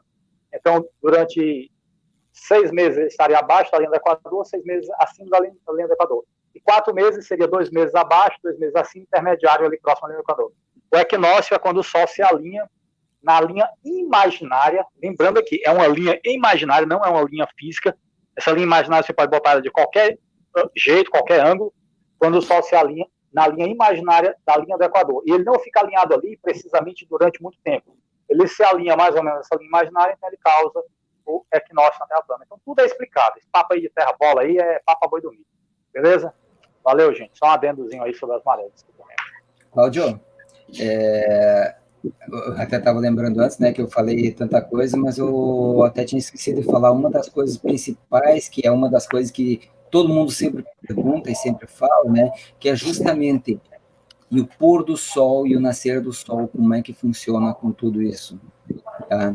Esse é um dos pontos principais. Por quê? Porque a gente vê que um nascer do sol não é igual ao outro. Eu digo em termos de localidade. Aqui, para mim, por isso que colocaram muito essa ideia, né, de que cada um tem um tom visual próprio, né? Claro que tem uma certa razão, né? Porque a atmosfera, né, ela faz com que aquilo funcione como uma lente de aumento, né? Então vai modificando para cada observador. Então, o nascer, o pôr do sol e o caminho do sol, ele sempre vai ser diferente. Cada observador vai ver o sol nascer e se pôr de uma forma diferente. Tem um microfone fazendo ruído aí. É o do Dalton, não é do Juca. Aí o que acontece nisso aí? Aí muitos dizem, olha só, muitos terraplanistas ainda dizem também, né? Não existe pôr do sol, né? Existe apenas o sol se afastando e diminuindo. Não, é mentira. É mentira, porque, a gente vê o sol se pôr, então existe o sol, o pôr do sol. Você dizer que simplesmente não existe não vai responder a pergunta. Você tem que responder a pergunta do que está sendo observado. Esse é o caminho natural e correto das coisas, ainda mais na Terra plana, tá? Então, o que acontece? Como é que acontece o nascer e o pôr do sol, tá, serem diferentes? Justamente essa altura variável do sol, tá? Então, quando ele está no continente, ele está alto. Tá? Então, nos continentes maiores, por exemplo, ali da Ásia e da África, né, na Europa, o que acontece? O continente é muito grande. Então, ele vai ficar por muito tempo naquela altura. Tá? Então, com isso, o que a gente vê? Principalmente nas áreas mais desérticas, tá? Vai se ver o Sol se afastando e diminuindo. Tá? Nota que, olha só, aqui ele está próximo do meu olho, aqui a distância está maior. Tá? Se eu aproximar da câmera, a distância na câmera vai parecer maior. Só que se eu diminuir aqui, eu vou diminuindo, mas, no entanto, parece a mesma distância da câmera. Isso se chama o quê? Perspectiva. Tá? Quando ele está mais próximo do olho, ele me parece maior, mas se eu afasto, ele vai diminuindo, né, o tamanho. Então, quando você junta a perspectiva, a nossa visão em perspectiva, o que é? Tudo vai se afunilando, tá? A Terra e o céu, conforme a distância vai aumentando, né, o que vai acontecer? Isso vai se afunilar, então a imagem do Sol vai sempre se aproximar com a da Terra. Então, quando você está numa localidade muito grande, como, por exemplo, a Ásia e a África, o Sol está muito tempo naquela altura, e lá, nos desertos, principalmente, o clima é muito seco. Então, não vai ter ampliação do Sol para fazer a impressão de que ele vai indo e, de repente, desaparece no horizonte. Ele realmente vai ser visto diminuindo e conforme ele se afasta. Só que daí entra, por exemplo, outra coisa. Quando você está na praia, você já vê um pôr do sol diferente. Tá? Dependendo do lugar, você vai ver ele se afastar e diminuir um pouco, e aí ele some atrás da linha do horizonte. Só que ali a umidade é muito grande, então conforme ele vai se afastando, essa umidade, a quantidade de umidade entre o observador e o Sol vai cada vez aumentando, então a lente, que é essa umidade, ela vai ampliando. Por isso que o Sol vai se afastando, mas ele continua ampliando a imagem. Às vezes tu vê o pôr do Sol lá, por exemplo, com um Sol gigantesco lá, que a gente sabe que não é o Sol real, digamos assim, é uma imagem ampliada do Sol, até que finalmente ele se afasta tanto, né, e a imagem do Sol como que se dilui ali, totalmente achatada e diferente, né.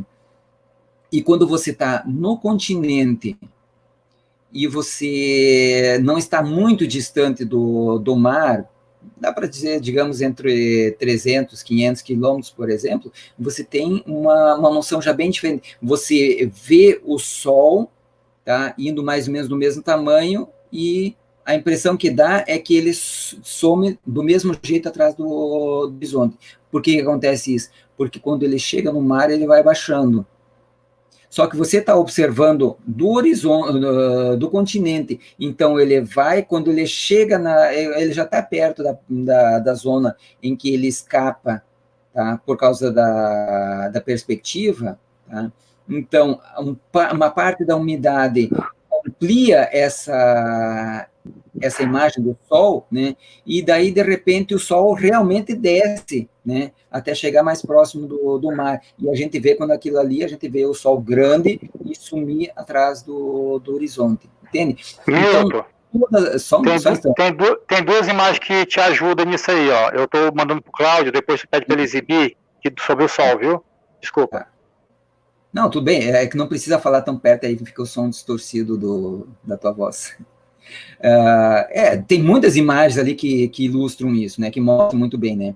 O que eu quero dizer com tudo isso é que nesse meu modelo do Sol, tá, com toda essa teoria, com tudo isso que eu falei, ele explica praticamente todos os pontos que a gente tem, tá? Por que o Sol é visto baixo no mar, por que é visto alto dos balões, por que acontecem as marés, né?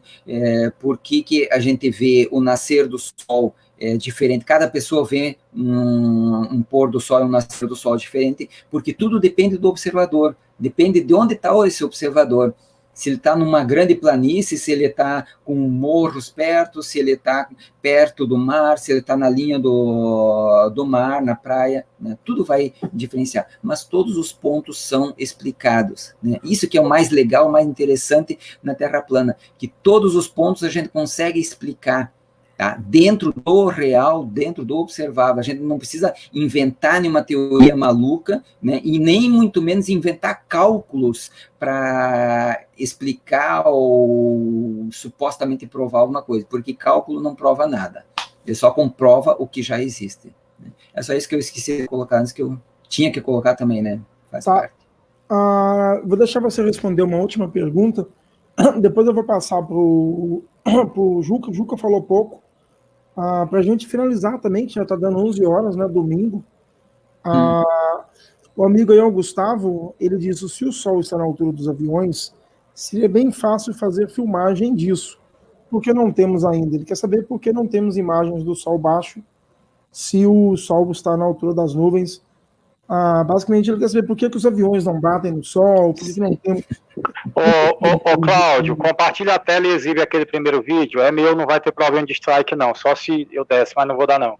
Viu? Pode exibir aquele primeiro vídeo, que vai tirar totalmente as dúvidas dele, vai mostrar o Sol dentro da atmosfera plana, com a linha do horizonte atrás do Sol. Esse vídeo é para calar a boca na hora. É o primeiro vídeo que eu te mandei. Pode exibir. Exibir uma tela menor que vai dar certo. Compartilha aí pra gente ver.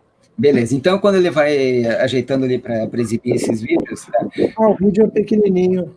Deixa o Milton dar a explicação dele e eu já passo ele aqui. Não, você pode ir mostrando enquanto eu falo, né? Não alterem nada. Tá? Aí, nesse caso, o que acontece? Primeiro, quem diz que não temos imagens? Ele vai justamente mostrar uma das imagens, né? Só que o que acontece? Os pilotos, eles são proibidos de fazer esse tipo de imagem, tá? E as rotas dos aviões, o caminho que eles... Todos os aviões, eles seguem rotas definidas, não é cada avião ou cada empresa aérea que vai decidir, eu vou fazer o caminho aqui por baixo, aqui da América do Sul, direto para a ponta lá da América, da África do Sul. Não é assim, não existe assim, né? Olha só, nessa imagem, aonde que está o Sol. O Sol está sendo visto acima das nuvens. Olha só, o observador está acima das nuvens, ele está num avião e ele está filmando o Sol que está entre as nuvens, abaixo da linha do horizonte. Isso jamais poderia ser visto tanto numa terra globo, como também num Sol a 5, 6 mil quilômetros. Isso só é possível na Terra plana com um Sol baixo. Olha que imagem maravilhosa. Então, aí já está uma das respostas, né? Por que a gente não tem? A gente tem, só que tem que procurar muito, porque eles deletam muito rápido esses vídeos e esses canais, né? Olha como ele está diminuindo, né? Ele está... Ai, meu Deus, o que foi isso? Pessoal aqui, deixa eu desligar meu microfone, pessoal que está olhando aqui. Vê que o Sol vai cada vez diminuindo mais, né? Ou seja, ele vai abaixando cada vez mais por entre as nuvens, né? Então, respondendo a tua pergunta, temos essas filmagens, tem alguns canais, tá? Que alguns pilotos, eles fazem filmagens escondidas, obviamente, né? Do Sol. Tem uma imagem muito conhecida até entre nós terraplanistas, né, onde o piloto filma para a sua esquerda, ele filma o Sol bem pertinho, no meio das nuvens, tá? E aí ele vira a câmera para a direita e está lá a Lua também, bem próxima também, né, um pouco acima também das nuvens, né? São imagens ótimas, né? Mas o principal disso é que os aviões, eles têm rotas específicas, tá? Por exemplo, um avião que sai daqui de Porto Alegre, tá? Que eu sou aqui do Rio Grande do Sul. Ele não sai de Porto Alegre e ele vai direto lá para a ponta lá da África do Sul e dali ele vai direto para a Austrália, por exemplo. Não. O mais certo seria isso, não seria? Não seria o caminho mais próximo? Ou ele simplesmente passar por cima da tal calota polar sul, né? Pela Antártida, passar ali por cima e ele chega direto na Antártida. Não vai. Ele tem que fazer o caminho mais difícil e mais longo. O avião de Porto Alegre, ele passa por São Paulo. De São Paulo, ele vai até ali mais ou menos, né, que está o Juca, por ali, né, que é um ponto mais próximo da Europa, né? Dali ele vai a recém-atravessar o Atlântico, que é o ponto mais próximo que tem ali, e daí quando ele chega lá na Europa, ali ele vai descendo de novo, se ele quer ir para a África do Sul, aí ele vai descendo o continente até chegar lá. Por que fazer esse caminho? Né? Quando você olha esse caminho na Terra plana, você vê que é quase uma linha reta que ele faz, né? No globo não faz sentido nenhum. Ele sair daqui, ele vai para cima e aí depois vai para baixo de novo. Não faz sentido nenhum. Mas na Terra plana ele faz quase uma linha reta, né? Então a gente entende. E essas rotas existem porque para que o tráfego dos aviões não estejam próximos do Sol e da Lua nos horários em que eles passam mais próximos ali. Tá? Então, tem alguns aviões que fazem, não sei se são voos fretados ou particulares, alguma coisa assim, né? Porque não tem nenhum detalhe desses aviões, né? Desses pilotos que fazem essas filmagens, mas eles têm um caminho diferente, obviamente, do que as rotas comerciais. Então, eles conseguem fazer filmagens como essa aí que ele mostrou, né? São poucas imagens, mas são ótimas imagens, né? Então, essa é a explicação, né? Por que as pessoas não veem isso dos aviões, né? Se as pessoas vissem isso dos aviões, já ia dar um bafafá muito grande, né? As pessoas iam perguntar, mas como assim? Eu vi o Sol ali pertinho do avião, que história é essa que vocês me dizem que o Sol... Entende? Para não ter isso, né? Eles sempre mantêm os aviões afastados da rota do Sol, né? Não, sim, faz sentido. Só vou responder aqui uma pergunta do pessoal e vou passar para o nosso querido Juca, se ele quiser acrescentar alguma coisa, para a gente já também encerrar a live, né?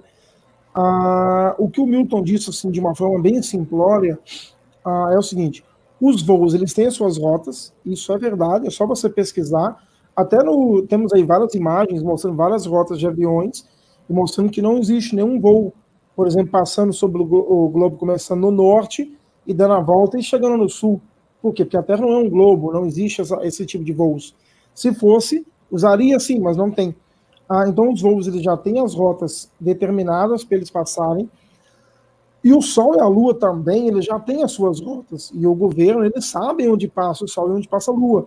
Ou seja, os aviões não podem trafegar na mesma rota do Sol, ou próximo dele. Talvez por questões até, como eu creio, um Sol elétrico, creio que o Milton e o Juca também, poderia interferir alguma coisa dos equipamentos, poderia cair o avião, não sei, estou apenas especulando. Então, para não filmar o Sol realmente, para não colidir com o Sol, então eles evitam esse tipo de coisas. E temos aí realmente, não muitos, mas temos bons vídeos mostrando o Sol muito perto, muito baixo. O vídeo que eu passei no comecinho, é incrível, você vê o Sol dentro da nuvem, você vê um ponto de luz acima e um ponto de luz abaixo, o cara mostra para os dois lados, esquerda e direita, e mostra que aquele foco está especificamente ali. Eu vou deixar na descrição do vídeo todos os vídeos que o Juca deixou aqui para mim do canal dele. Se porventura alguém não for inscrito lá, já se inscreva. Se inscreva também no canal do Milton, né? E vou deixar na descrição, então, todos os vídeos. De minha parte, só para finalizar, Milton, de minha parte é isso. Eu quero agradecer muito a presença do Milton, a presença do Juca e a presença de todos que participaram com a gente aí. Muito obrigado mesmo. Que o Eterno, o Criador dos céus e da terra, venha abençoar a todos. Viu, Cláudio? Tu podia mostrar de novo aquele vídeo, aquele que eu mostrei lá, porque teve muita gente que entrou depois, né, e não viu aquele vídeo, né? Vou mostrar ele de novo agora. Né? Vou mostrar. Que aí seria interessante. E outro ponto também, enquanto você mostra ali, tá? É que uma das razões também, né, é óbvio que é por segurança, né, de não deixar nenhum avião chegar perto do Sol. O Sol não produz calor, mas ele produz radiação. Se ele produz radiação que esquenta muito os materiais aqui, os metais principalmente, aqui na Terra, que já está um bom tanto longe dele, imagina um avião que é feito de metal, passa perto do Sol, né? Ele ia derreter, não pelo calor, mas pela radiação. Né, queimaria o circuito eletrônico de navegação do avião. Também. Já ele se aproximar do Sol já queimaria isso. Se ele continuasse, ia haver explosões internas, a água do corpo das pessoas ia entrar em ebulição, e aí, meu amigo, era vazamento de sangue pelos olhos, pelo ouvido, pela boca, e as pessoas iam morrer. Seria como se o avião fosse o alumínio levado com ovo dentro do micro-ondas, entendeu? O babaçu. Isso aí, né? Então é por segurança também, né? Pode mostrar o vídeo, então. Eu vou mostrar o vídeo em um segundo. Eu vou dar uma saída aqui e volto em 2 minutos. Vamos conversando aí com o pessoal, fazendo as considerações. Só não saiam daí, espere eu voltar. Eu já volto em um segundo. Tranquilo. Eu me despedir logo, Milton, que eu vou ter que atender aqui a mulher aqui. Eu ia dizer para tu responder alguma coisa aí, mas beleza. Pronto. Então, gente, só quero agradecer aqui a oportunidade de estar aqui no canal do Cláudio, certo? Mais o Milton, mais o nosso irmão Cláudio. Presença de todo mundo que esteve aqui na live, tá? Muito obrigado, viu? Quem não foi inscrito lá no Ciência Natural, se inscreva. A gente tem feito um ótimo trabalho aí, trazendo o máximo possível de provas da vida pré-diluviana, de como foi a Terra plana antes do dilúvio, depois do dilúvio. Temos também aqui o canal aqui do Milton, excelente planista, não preciso falar.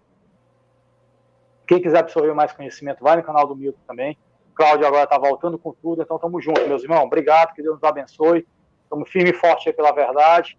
E olha, já começou a separação do joio e do trigo. Cuidado com os canais planistas aí que vocês estão seguindo. Não vou aqui citar nomes nem nada, vocês já são tudo adultos, então façam suas escolhas, ok? Tamo junto. Valeu, galera. Fui. Obrigado, Milton. É isso aí, né? Tem algumas coisas que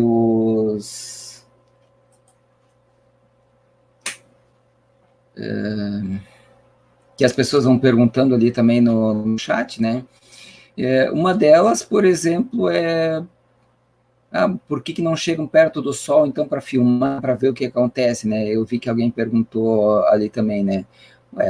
O que eu acabei de explicar, né? Justamente por causa da segurança também, né? Para as pessoas não saberem, mas também, obviamente, pela segurança, né? Que nem eu disse, um avião se aproximar assim do Sol, é óbvio que o avião vai torrar.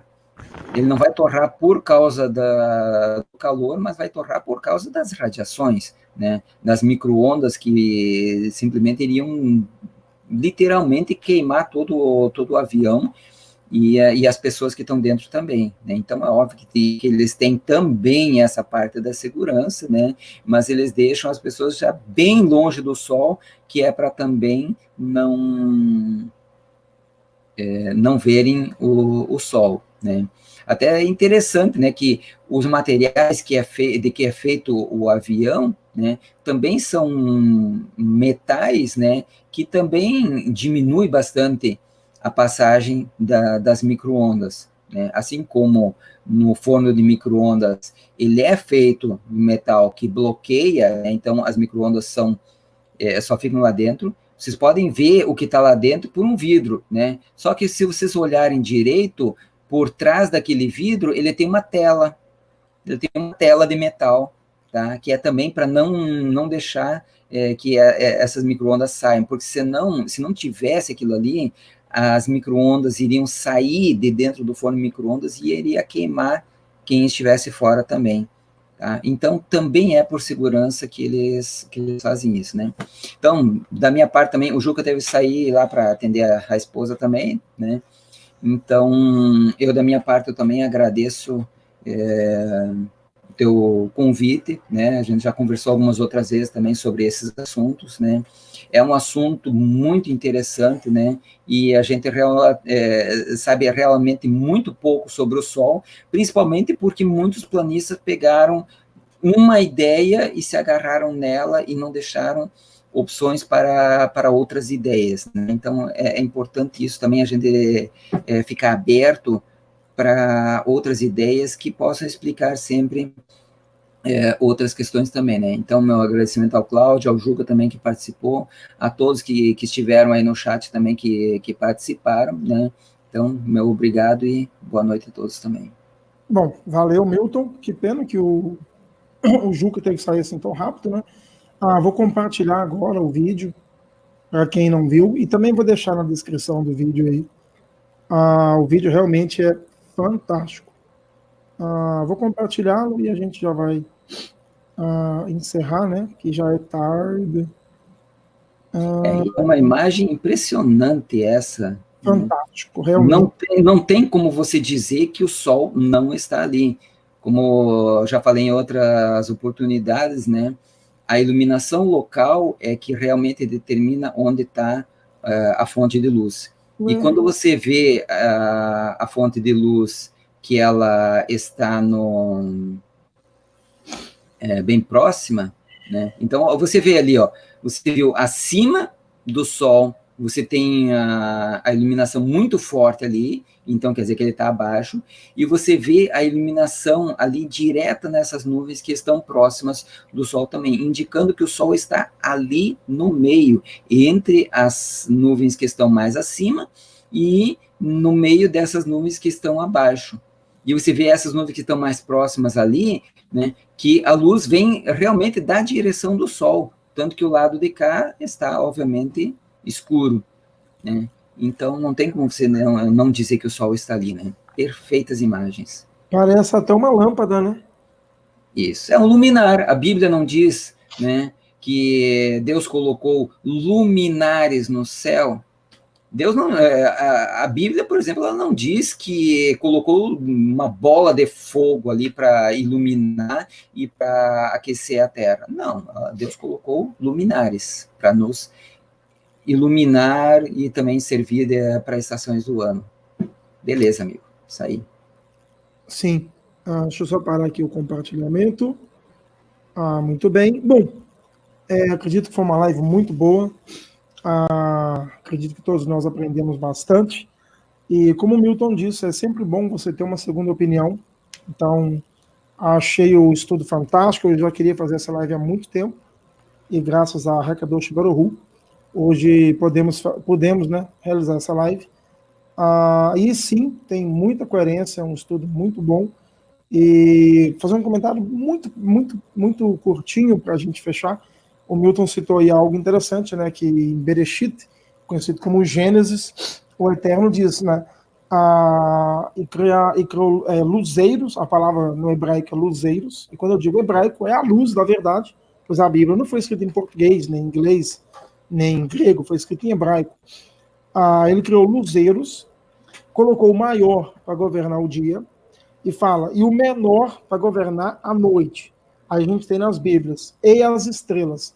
Quem pesquisar, eu falei isso na live do Juca ontem, as estrelas é um acréscimo. Não confie em mim, pesquisem sobre isso. As estrelas é um acréscimo. Na verdade, é algo até peculiar. Na criação não cita a lua, cita o sol e as estrelas. Quem governa a noite não é a lua, é as estrelas. Eu já falei isso num vídeo, e é qualquer um só pensar. Quem está toda noite no céu? As estrelas, a lua, às vezes ela nem aparece. Às vezes ela surge 2 horas da manhã, 3 horas, meia-noite. A primeira coisa que você vê quando anoitece é quem? É as estrelas. Assim que tem 3 estrelas no céu, é noite. Então, quando você vê que o dia apareceu, o que acontece? As estrelas somem. E olha que interessante. E fez um luzeiro maior e as menores, e aí o texto continua. E as colocou na expansão dos céus. Aí eu pergunto, aonde estão as estrelas? No domo, presas no firmamento. O sol não está preso no firmamento, você vê que não está solto, ele está solto. Mas a Bíblia ela vai dizer, criou o luminar maior para o dia e a menor para a noite, e vai continuar dizendo, e as colocou, plural, as colocou nas expansão do céu. Colocou quem elas? Não foi o sol e a lua, ele colocou as estrelas na expansão do céu, porque você vê que as estrelas estão presas no domo, eu creio nisso, quando ele faz o seu movimento, as estrelas giram junto. Já o Sol não, o Sol ele tem o seu movimento todo peculiar, independente, ele não está preso em um domo ou nada do tipo. Isso aqui eu estou falando é algo, uma visão teológica, se você não acredita na Bíblia, você pode eliminar isso, mas para quem crê, pode pesquisar que você vai ver que a parte onde está escrito as estrelas é um acréscimo. Na verdade, está escrito que o maior é a menor e as pôs na expansão. Isso explica o que muitos terraplanistas não conseguem explicar, porque a palavra fala e colocou nas expansão. Aí muitos falam, então o sol e a lua estão presos no domo? Não, porque não fala do sol, fala da noite. As estrelas, a lua, é curioso, é uma peculiaridade, mas a lua não é citada na criação. E um outro dia, se quiser, a gente pode fazer um vídeo sobre isso. O interessante, isso, eu não estou dizendo que eu acredito nisso, apenas uma curiosidade, culturas antigas culturas antigas citam que a Lua não existia. A Lua passou a existir depois de um certo ponto. Eu não sei até quando isso pode ser verdade ou não. É meio cabuloso, mas existem sim culturas antigas que defendiam que não existia a Lua. Aí vem essas teorias, que a Lua é um holograma americano, eu não acredito nisso, mas as civilizações antigas que diziam que a Lua não existia, ela passou a existir. Bom, mas de minha parte é isso. Cláudio, pode falar. Até você falando disso, né, a gente até podia fazer uma outra live, né, já colocando mais o lado, digamos assim, teológico, tá? Eu fiz um vídeo também no meu canal, né, Milton TP, quem quiser entrar lá depois. Coloca o link a aí. Criação, a criação, depois eu coloco aqui no outro navegador que eu não entrei nele aqui. Beleza. Eu fiz um vídeo lá sobre a criação conforme a Bíblia, porque a narrativa que a gente tem na nossa Bíblia, né, aí a gente pode até comparar, né, porque eu faço a narrativa conforme a Bíblia que a gente tem, né, as traduções que a gente tem, né, e você pode colocar até alguns pontos em relação a mais a parte hebraica, mais antiga, né. Então, eu fiz uma... Como é que dá para dizer assim? Uma explanação muito diferente, né, do que a maioria coloca. Né? Então, quando você começa a realmente pensar como é que foi feito a criação, né, conforme a narrativa bíblica, você vai ver que é totalmente diferente, e você vai ver que, por exemplo, em nenhum momento Deus criou uma terra-bola, nem criou um vácuo, nem planetas e outras coisas ali que estejam girando ao redor de um sol gigante. Né? Então, tem várias colocações ali. Se quem quiser assistir aquela minha live, né, aquele vídeo que eu fiz, né, é muito interessante, né, e aí outro dia a gente pode fazer uma live sobre isso aí, né, e quem quiser também pode entrar no meu grupo do Face, né, Terra Plana Cosmológica. Eu tenho até lá nos avisos fixado algumas matérias que eu fiz especificamente do Sol também, onde tem algumas imagens muito boas, muito interessantes ali, que o pessoal vai gostar, né, porque são imagens que obviamente chamam muita atenção, né, então é isso aí. Muito bom, eu não sei se eu estou inscrito lá na página, se eu não tiver eu vou me inscrever lá também. Eu sei que essas imagens, eu já vi elas, são imagens muito boas mesmo, recomendo a todos. Então, mais uma vez, um abraço ao Milton, fica meu abraço aqui ao Ju, que já foi. Todo mundo participou com a gente aqui na live, todos. O Daniel, a Tânia, o Berg, o Hallen, meu querido Hallen, todos que participaram com a gente aqui, eu agradeço a todos. Que o Criador do céu e da terra venha abençoá-los. Lembrando, como a gente fala, né, sempre, saber que a terra é plana não salva ninguém, apenas é um conhecimento. Então, busquem o eterno enquanto ele pode ser achado. Eu creio que o fim se aproxima, e a própria palavra diz, né, que chegará o dia que muitos buscarão a morte, mas não poderão achá-la. Então, busque a vida, e a vida é o Criador dos céus e da terra. Então, busque o eterno enquanto ele pode ser achado, que não haverá coisa melhor em sua vida. Bens materiais irão passar, canais irão cair, cedo ou tarde, fama não te leva a nada, aparecer em televisão, grandes coisas, amanhã você morre, você vai ser esquecido. Então, busque aquele que nunca te esquece. A palavra diz que pode uma mãe de peito esquecer o seu filho, mas o Eterno nunca esquece nenhum dos seus. Então, busquem a ele enquanto ele pode ser achado. Só para mim fazer uma última coisinha aqui que eu prometi para um rapaz, ele pediu para que eu lesse aqui o Salmo 143, que fala do sol. Eu prometi que eu ia ler e não li, deixa eu achar ele aqui rapidinho. Enquanto isso, né, Milton? O canal do Milton é um canal muito bom, ele tem esses experimentos do sol, tem imagens fantásticas lá, então vale muito a pena. Eu deixei o link aí. Quem não conseguir clicar no link, é só procurar Milton TP, que vai encontrar. E eu recomendo muito a todos. E vamos fazer sim. Vai ser muito bom a gente fazer essa live sobre a cosmologia 143, né, que ele disse. Isso. 143, 10, se eu não me engano.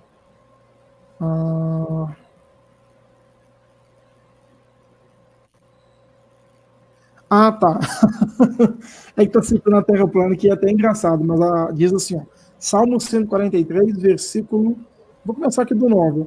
Livra-me, Senhor, dos meus inimigos, fujo para ti, para me esconder. Ensina-me a fazer a tua vontade, pois és o meu Deus, o teu Espírito é bom. Guia-me por terra plana. Então, realmente, está fazendo aqui uma menção, né? E para fechar, e por tua misericórdia, Desagarrai os meus inimigos e destrói a todos os que angustiam a minha alma, pois eu sou o teu servo. Esse com certeza é um salmo de Davi, né? O grande salmista, o maior rei de Israel. Então, é isso aí. Um abraço a todos, que o Ruach Kadosh venha abençoar a todos e que possamos todos um dia morarmos juntos na Nova Jerusalém. Shalom a todos, Shavuot Tov, fiquem na paz. Amém.